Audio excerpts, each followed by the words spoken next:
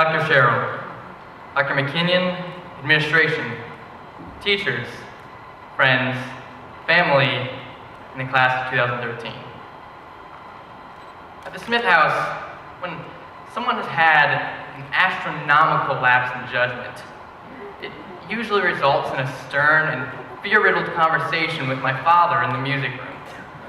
Now, the name music room is deceiving, really. Yes, we have a piano in there, and yeah, we have guitars throughout the room. But let me be clear, music is merely secondary in that room. Its primary purpose is to put the fear of God into every nerve ending of my body. Being called down to the music room is a lot like that scene from the Hunger Games when a child is selected as tribute from each district and essentially sent to his death. I had never truly experienced the idea of being physically impaired with fear until I had my first music room chat. I literally forced myself to make the dreaded walk of shame past my siblings.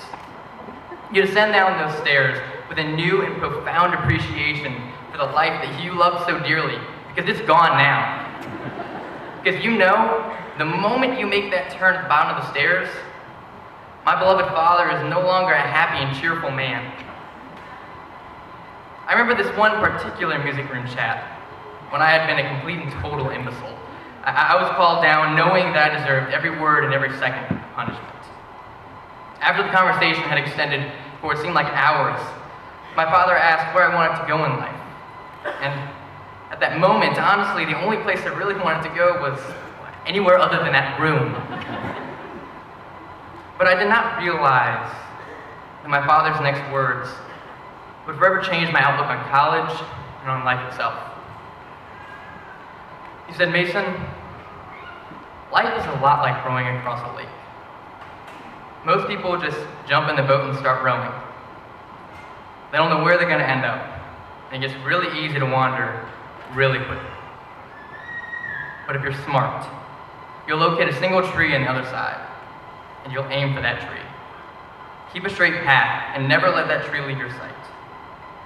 While others around you are going in circles, you'll have a tight line that leads straight to success. And hey, if you decide halfway across the lake that maybe you want to change your aim and go for a different tree, that's just fine. I'm not the first to tell you all that college is going to be a time to discover yourself and a time to discover your life's purpose. And I know that a great number of you are absolutely clueless as to what you're going to find. And honestly, I think that's okay. It's okay to be unsure as to where you may end up in 4 years. But I'll tell you what's not okay. I'll tell you where the real problem lies. So after 3 years of college, you finally discovered what you're good at. You finally discovered your passion, and you finally discovered what you want to do with your life. But because you were lazy, you didn't work at it, and you lacked direction, you're still standing on the wrong side of the lake, 3 years late out of the gate. You thought that you didn't have to work your tail off because you weren't as passionate as your engineer phenoms of a roommate.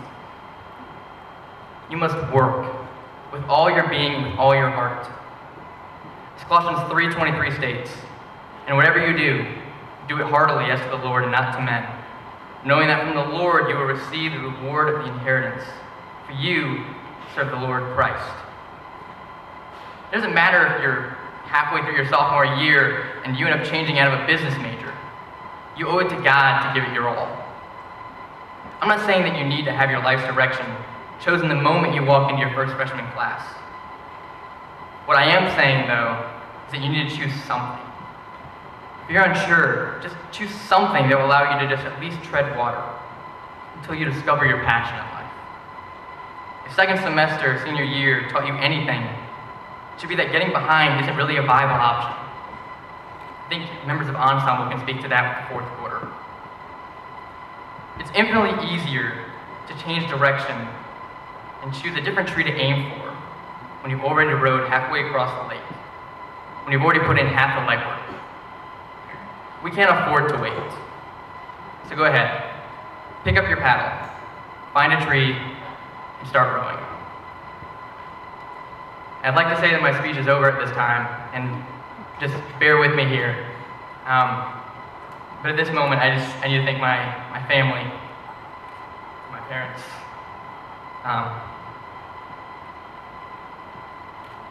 Because every day, since the day I was born, my parents, they wake up every day ready to sacrifice for me. And they've always put me first. And I need to thank them. I need to thank my dad for always being a role model and for always being there for me and being a provider. I would consider myself lucky to be half the man, half the husband, and half the father that you are today. I need to thank my mom as well, putting up with me. I know that most of the time I'm a pain in your neck. I know you're nodding right now. But I think I speak for the entire family when I say that you're the backbone for us. And that even when you're on my case, you want what's best for me. I wouldn't be here today if it weren't for you. My parents have literally given me every opportunity in life to succeed. I'm going to work my entire life to make sure that their efforts weren't in vain. Thank you, class of 2013, and thank you, Mom and Dad.